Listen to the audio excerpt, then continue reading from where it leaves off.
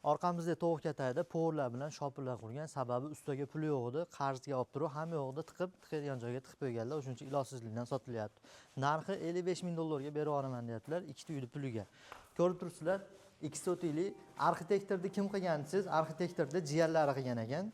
Akamiz puldan jicha qochib turib, rasxoddan jiyanlari shashlipas ekan, iltimos qilganlari uchun yo'q demasdan qilib beribdi. Haqiqatda shashlipas qilgani bilinib turibdi. Ichkarini kirib ko'ramiz. Akfaromlar qo'yib qo'yishgan, endi qo'ymasa ham bo'laveradi. Xo'p, ikkinchi etajga ko'rib turibsizlar zinani. Ponni hamma ustalar qo'l tegdi albatta. Chiqilinaveradi tepaga sekin. Holatini ko'ryapsizlar. Eng qizig'i aynayi ham bor ekan bu uyda.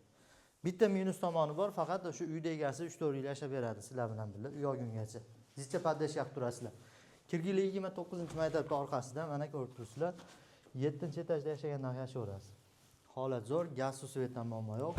Farg'ona shahar Kirgili 29 orqasida 55 mingga qarzga botib ketgan akamiz srochniy sotyaptilar. Telefon qilib yordam qilaveringlar. Bosh homiy Baraka Villas Group islomiy moliya asosi ustiga qurilgan.